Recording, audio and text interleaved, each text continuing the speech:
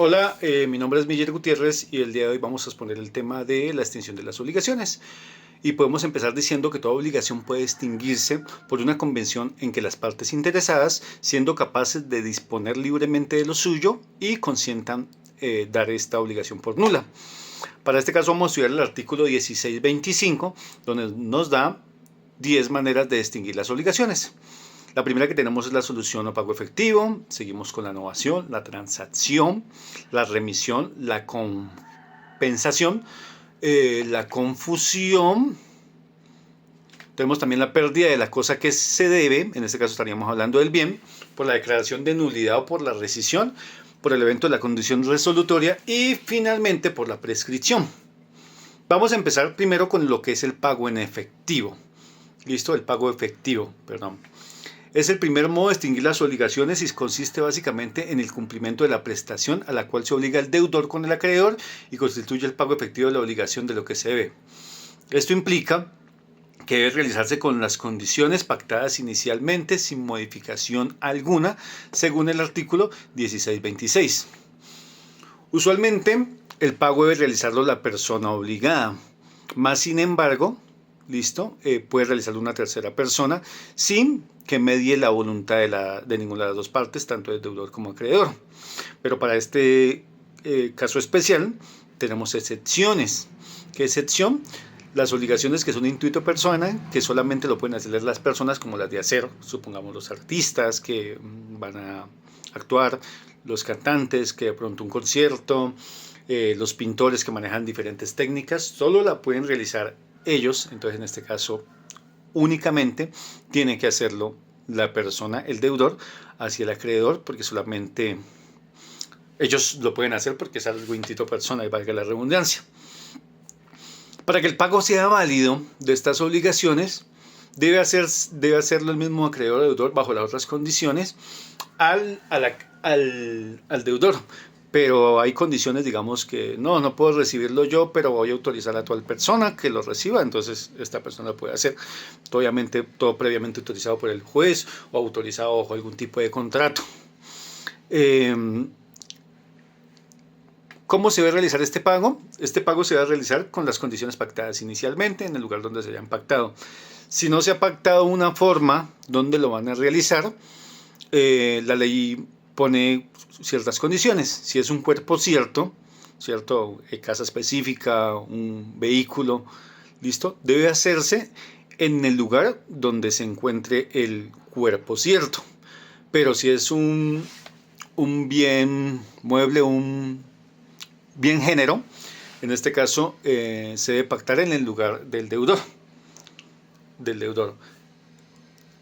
Para la siguiente es la novación y le vamos a dar paso a la compañera Karen, que nos va a explicar esta parte. Siguiendo con la línea que establece el artículo 1625 del Código Civil, la segunda forma de extinción de obligaciones sería la novación. Para abordar su concepto podemos remitirnos al artículo 1687 del Código Civil, y este cita que la novación es la sustitución de una nueva obligación a otra anterior, la cual queda por tanto extinguida. Tenemos que para la novación existe un modo, unos requisitos y también unos efectos. Respecto al modo podemos encontrar según el objeto, según la causa y según el sujeto. Respecto al objeto lo podemos abordar cuando el deudor, con consentimiento del acreedor, cumple la obligación con una prestación diferente a la previamente pactada. Respecto a la causa, tenemos que la que originó inicialmente la obligación cambia, lo que excluye los efectos del contrato que generó en un inicio la obligación que está siendo sustituida. Respecto al sujeto, uno de los sujetos del acto jurídico se sustituye. Esto puede ser bien sea el acreedor o el deudor. Por parte del deudor debe ser con consentimiento del acreedor y este debería pasar a nombre de un tercero, el cual sería quien tenga que responder o más bien pagar con la obligación. Respecto del acreedor, también debe tener el consentimiento del acreedor, y este se ejemplifica cuando el acreedor se sustituye por un tercero, siendo el deudor el mismo, y este tiene que corresponder la obligación hacia este nuevo acreedor. Respecto a los requisitos de la novación, tenemos que la existencia de dos obligaciones sucesivas implica que las obligaciones son objeto de novación, deben cumplir con unas condiciones de existencia y subsistir al mismo tiempo hasta que la anterior se extinga por la nueva. El segundo requisito que se establece es que la validez de la causa de ambas obligaciones, las obligaciones que son objeto de obligación deben ser válidas, es decir, que el acto que las contiene no adolezca de vicio alguno. El tercer requisito es la diferencia entre ambas obligaciones, y este requiere que haya una sustitución de una obligación por otra, por la cual implica que la anterior debe ser extinguida y no deben coexistir al mismo tiempo. Como último requisito tenemos la intención de novar, y es que es imperativo que ambas partes expresen la intención de sustituir la obligación inicial por una nueva, y así de este modo extinguir la anterior. Siguiendo con los efectos, tenemos como primero la sustitución de una obligación. Segundo, que los codeudores solidarios y subsidiarios quedan exentos de la nueva obligación, a menos de que se pacte lo contrario. Tercero, es que la extinción y la reserva de prendas y hipotecas, y es que estas, al ser garantías accesorias a la obligación principal, pues también corren con la suerte de esta, o sea que se extinguen, pero también hay que tener en cuenta que el legislador autoriza la reserva de prenda de hipoteca en el acto de novación con ciertas restricciones, como lo son que la existencia del consentimiento del dueño del bien hipoteca y la reserva no pueden cambiar el objeto del derecho real de garantía al momento. Hablaremos sobre otro medio de cómo extinguir las obligaciones. Tenemos la transacción, la cual está en su título 39, en su artículo 2469 del Código Civil de Colombia. Por lo tanto, definimos que la transacción es un contrato en la que las partes terminan extrajudicialmente un litigio. Este acto jurídico bilateral por el cual las partes, haciéndose concesiones recíprocas, extinguen sus obligaciones. De igual modo, decimos que el contrato de transacción solo se puede establecer o transferir a aquellas personas que tienen la capacidad de disponer del objeto, de comprender la transacción. De igual modo, decimos que el contrato de la transacción solo se puede realizar en los bienes patrimoniales. No es posible transferirlo sobre el estado civil de las personas.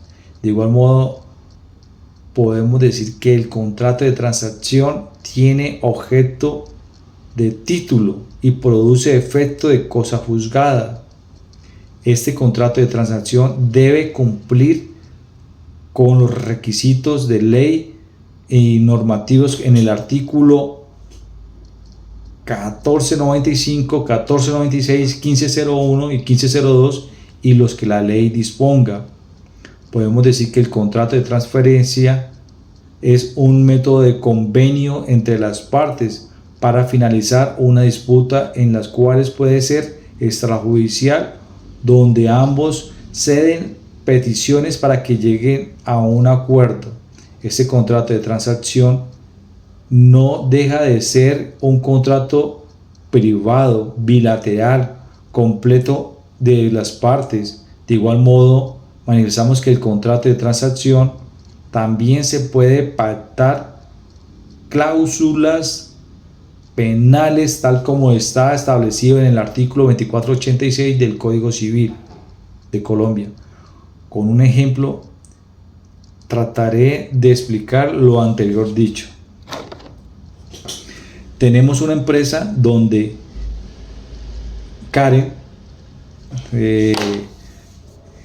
y Miller se comprometen a comprar el 1 de julio del 2024. ¿Sí? Miller visualiza la empresa y encuentra algunos inconvenientes de esta empresa. En esta empresa está mal la banda transportadora de materia, la clasificadora, la malla extractora de material, y entonces Miller le exige a Karen que para ejecutar este contrato de compra-venta de esta empresa debe arreglar esas novedades. Entonces doña Karen coge y contrata a otra persona, ¿sí? Esta persona X va a ejecutar las novedades que tiene la empresa, ¿sí? Entonces doña Karen esa empresa le manifiesta a Karen de que debe comprar unos materiales para realizar dichas novedades. Doña Karen no tiene la capacidad de comprar los materiales y de cancelarle a la empresa para que entregarle a comprarle a Miller. Entonces Miller debería pagarle a Karen para que esta niña Karen pueda tener la capacidad de pagar al nuevo contratista y le entregue las novedades de la empresa. Artículo 1625 del Código Civil. Continuamos con la forma de extinguir las obligaciones que hace referencia al número 4, que es la remisión. La remisión es una forma de extinguir las obligaciones y también refiere que es la renuncia por parte del acreedor del derecho que tiene sobre el deudor. Entonces es una fórmula válida de extinguir la obligación y está respaldada por los principios generales del derecho. Pues también tengo un ejemplo pues para que se pueda entender mejor el caso. Entonces Ana le presta a Juan 500.000 pesos por el término de 3 meses, desde el 1 de mayo del 2024 hasta el 1 de julio del 2024. Pasan los 3 meses y Juan no le reintegra el dinero a Ana. Ana, pues al conocer la situación financiera que tiene su amigo Juan, pues después de realizar un análisis de la situación que está pasando, decide considerarlo y decide perdonar la deuda. Dentro de este ejercicio pues libera a Juan de la deuda y la remisión, pues la deuda queda extinguida. Luego de escuchar a mi compañera Jimena, vamos a seguir con el quinto modo de extinguir las obligaciones, el cual se trata de la compensación.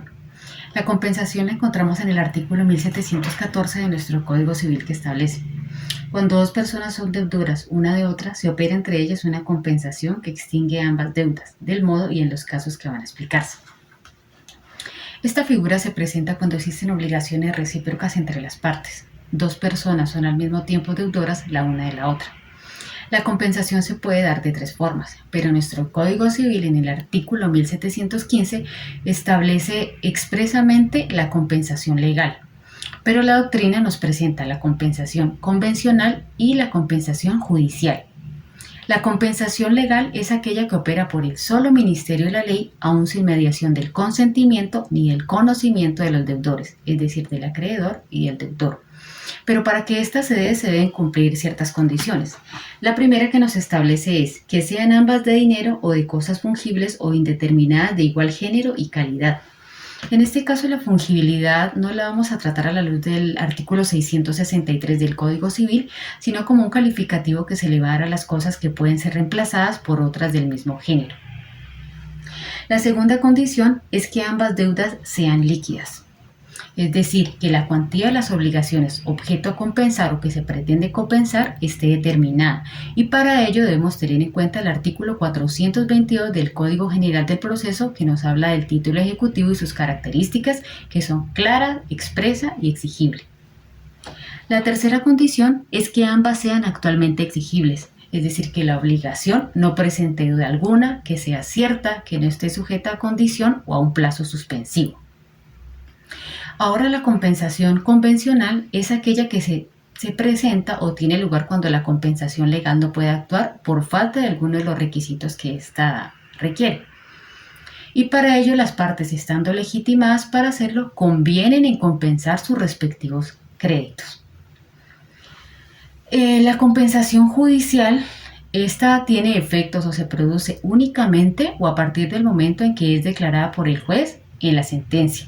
Y generalmente esto ocurre cuando una de las deudas o las dos o ambas no eran líquidas y su reconocimiento y liquidación se produce únicamente con el fallo. Podemos decir que los efectos que produce la compensación legal es que ambas deudas se extinguen por la concurrencia de sus valores. Concluyendo, podemos decir que la compensación es un cruce de cuentas y lo podemos mirar o lo vamos a entender con un ejemplo. Podemos decir el ejemplo: Pedro le debe a María 100 millones de pesos y María a su vez le debe 80 millones de pesos. En este caso, ellos aquí van a compensar la deuda por los 80 millones de pesos y entonces solamente Pedro le quedaría debiendo a María 20 millones de pesos. Como digo, finalmente concluimos que la compensación es un cruce de cuentas. La siguiente forma de extinción de las obligaciones es la confusión de derechos. ¿Pero qué es la confusión? Es una forma de extinción de las obligaciones que consiste en la concurrencia de ser deudor y acreedor en la misma persona. Se produce así una situación irregular que imposibilita ser deudor de uno mismo y se extingue la obligación por el fenómeno de la confusión. Aplica tanto en derechos reales como fideicomiso, servidumbre, hipoteca o como en derechos personales o de crédito. Pero vamos a explicarlo con un ejemplo para que sea un poco más fácil de entender. Supongamos que yo tengo mi hijo y le hago un crédito por 5 millones de pesos. Entonces le dije, bueno, yo le presto 5 millones de pesos a usted me los va a pagar el 20 de diciembre del año 2030, ¿cierto? Pero resulta que sufrí un accidente y el 14 de enero del 2028 me morí en un accidente de tránsito. Él, al ser mi único hijo, va a ser mi heredero universal. Por lo tanto, él viene siendo el deudor, como yo desaparecí, él es también el acreedor porque él tiene mis bienes, entonces él no podría deberse a sí mismo. En ese caso sería un fenómeno de confusión y automáticamente se anularía la deuda. Habría una confusión y ¡pam!, se anularía. En el caso, digamos, de los derechos reales, yo tengo un contrato con mi vecino, listo, que tiene la finca La Margarita, y tenemos un contrato de servidumbre, por donde pasamos todo el tiempo, y tenemos ya unos parámetros establecidos. Pero resulta que al cabo de 3 años, yo decido comprar la finca de él por 200 millones de pesos. Le doy sus 200 millones de pesos, paso a ser el dueño de la propiedad de él, tengo mi propiedad, por lo tanto la servidumbre va a quedar dentro de mi propiedad. Entonces ya no tengo que rendirle cuentas a nadie porque yo soy el dueño. ¿Listo? Entonces hay una confusión perfecta y se extinguiría esa obligación porque paso a ser deudor y acreedor de mí mismo. ¿Listo? Para el siguiente punto vamos a darle paso nuevamente a Karen para que nos explique lo que es la pérdida de la cosa que se debe o del bien. La séptima forma de extinción de obligaciones que estipula el artículo 1625 del Código Civil es la pérdida de la cosa que se debe. Para enunciarlo haré uso de un caso hipotético que me ayudará a ejemplificar muy bien lo que sucede en el artículo 1729 del Código Civil y subsiguientes. Ejemplo: Juan Gárgara compra un vehículo a la comercializadora Tu Carro Nuevo SAS. Por el momento tenemos dos sujetos de la obligación, por un lado Juan Gárgara y por otro lado la comercializadora Tu Carro Nuevo SAS. Tenemos como objeto de la obligación la compraventa de una Toyota Prado de placas BTP 219 de color rojo, Y hasta el momento ya tenemos el vínculo jurídico, que es la compraventa, y también un cuerpo cierto que vendría a ser la Toyota Prado de placas BTP 219 color rojo. Para el momento del pago de la cuota número 24, Juan, después de hacer el pago, sufre un accidente de tránsito que arroja posteriormente el peritaje de tránsito que el vehículo se encuentra bajo pérdida total. Respecto a lo que establece el artículo 1729, cuando el cuerpo cierto que se debe perece porque se destruye o porque deja de estar en el comercio o porque desaparece y se ignora si existe, se extingue la obligación, salvas empero las excepciones de los artículos subsiguientes. Vamos a ver. El artículo 1730 establece que la presunción por culpa o hecho del deudor, a lo cual tenemos que Juan, como deudor, está sujeto a que se presuma su culpa por la destrucción del vehículo. Respecto al artículo 1731, la pérdida durante la mora del deudor para el caso no aplica porque Juan se encontraba totalmente al día con el pago de sus cuotas. El artículo 1732 establece que la responsabilidad de todo caso fortuito. Tenemos un caso fortuito, pero ojo que Juan tiene aquí la responsabilidad y la carga de la prueba para tener como resultado que se extinga la obligación de pagar las demás cuotas o pagar el excedente de la obligación a la comercializadora Tu Carro Nuevo SAS. Ahora hablaremos de otro medio de cómo extinguir las obligaciones. Está la declaración de nulidad de rescisión, donde la nulidad hay absoluta y nulidad relativa. Esto está establecido en el artículo 1740 del Código Civil de Colombia. También podemos definirla como un vicio o una incapacidad del contrato y de conformidad lo dispuesto en el artículo 1750 de una prescripción de 4 años. Eso también dice que debe ser un acto ilícito, también es una causa de nulidad de dicho contrato. Ahora hablamos de la rescisión. Es el incumplimiento sobrevenido de una obligación pactada en el contrato, la cual podría obligarse a deshacerse o dicho contrato o finalizar el contrato. Donde podemos hablar ahora dando un ejemplo de lo que hablamos, donde Karen es la dueña de una tienda, ¿sí? Y recibe una extorsión de Miller.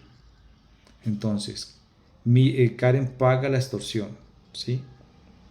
Cuando paga la extorsión, esto es una forma de declarar la nulidad del contrato, porque debe ser lícita el objeto, ¿sí? Cuando es. Y ahora la rescisión podemos tenerla cuando Karen quiere comprar la tienda de Miller, ¿sí? Y Miller la va a vender la tienda a un precio de 5 millones de pesos. La tienda, esta Karen le entrega 500,000 pesos hoy, mañana otros 500 y respectivamente. Por tal motivo, cuando Karen tiene una totalidad de 3 millones de pesos y quiere finalizar, se retracta del contrato con Miller, entonces Miller puede entregarle la plata y Karen le entrega la tienda, ¿sí? Pero Miller le retiene por daños y perjuicios un porcentaje de la plata. Esto sería rescisión. Continuamos con las formas de extinguir las obligaciones de acuerdo al artículo 1625. En el numeral 9 nos habla de una evento de condición resolutoria. Dentro de este proceso pues está contemplado que en cada uno de los contratos que se realicen pues puede haber una condición a cada uno de los contratos. Dentro de este proceso pues son eventos específicos donde determina de que Alguna de las partes, pues por mutuo acuerdo, pueden extinguir la obligación y no lleva consecuencias legales. Entonces, pues para eso se trae un ejemplo en el contrato de compraventa de una propiedad. Pues se puede establecer una condición resolutoria cuando el comprador, dentro de las cláusulas, se establece el pago, pero si el comprador no cumple, entonces pues por mutuo acuerdo puede estar rescindido el pago de la obligación y pues vuelve la situación original. Es decir, pues dentro de este proceso no habría un trámite legal porque se llega a mutuo acuerdo, de acuerdo a cada una de las condiciones. Y como último modo de extinción de las obligaciones, tenemos la prescripción, la cual la encontramos en el artículo 25.12, que dice: es un modo de adquirir las cosas ajenas o extinguir las acciones o derechos ajenos por haberse poseído las cosas y no haberse ejercido dichas acciones y derechos durante cierto lapso de tiempo y concurriendo a los demás requisitos legales. Se prescribe una acción o derecho cuando se extingue por la prescripción. La prescripción como modo de extinguir las obligaciones se conoce como prescripción extintiva o liberatoria, ya que extingue acciones o derechos ajenos por el titular no haberlos ejercido durante el tiempo establecido por la ley. La prescripción es una figura de orden público que protege al acreedor brindándole cierto tiempo para interponer acciones tendientes a obtener la exigencia de la obligación, pero esta también le enuncia al deudor que el acreedor podrá demandarlo durante un periodo de tiempo definido, lo cual le permite que no puedan ninguno de los dos ni acortar ni extender este término. Para que esta prescripción se dé, se deben cumplir ciertos requisitos. La primera es la prescriptibilidad del crédito, es decir, que el derecho patrimonial no sea de aquellos que expresamente la ley señala como imprescriptibles. Segundo, la inacción del acreedor. Las obligaciones no deben crear una sujeción indefinida del deudor con el acreedor, ya que la inactividad prolongada del acreedor para exigir la obligación demuestra que no tiene interés en el cumplimiento de la prestación debida. Por lo tanto, la obligación civil que éste tenía a su favor se extingue. Tercero, transcurso de cierto tiempo. La ley señala unos términos en los cuales el acreedor debe exigir el cumplimiento de la obligación so pena de que el crédito a su favor se extinga. Es decir, la obligación civil deja de ser exigible y se convierte en una obligación natural. La generalidad en la prescripción liberatoria es que el término de la acción ejecutiva prescribe por 5 años y en la ordinaria por 10 años. El término de prescripción liberatoria se comienza a contar a partir de que se hace exigible la obligación y no antes. En la prescripción puede suceder o interrupción o suspensión. La interrupción se puede dar de dos formas, de manera civil y de manera natural. De manera natural ocurre con el reconocimiento de la obligación por parte del deudor. Y la civil ocurre con la interposición de la demanda judicial por parte del acreedor en contra del deudor. La suspensión. Esta ocurre para las siguientes personas. Dice que la prescripción se suspenderá a favor de los incapaces y en general de quienes se encuentran bajo tutela curaduría, y esto lo encontramos en el artículo 2530 del Código Civil. Un ejemplo de esta prescripción podría ser que Pedro le presta a María 50 millones de pesos y ésta le firma una letra de cambio por un año. Llegado el año, María incumple su obligación y Pedro no exige el cumplimiento de esta misma. Pero pasados 3 años, él decide interponer una demanda ejecutiva para cobrar este título. Y cuando se da cuenta, la acción cambiaria prescribe a los 3 años. Es decir, ya no tiene nada que hacer, no ejerció su derecho de acción y por lo tanto ya no hay nada que hacer.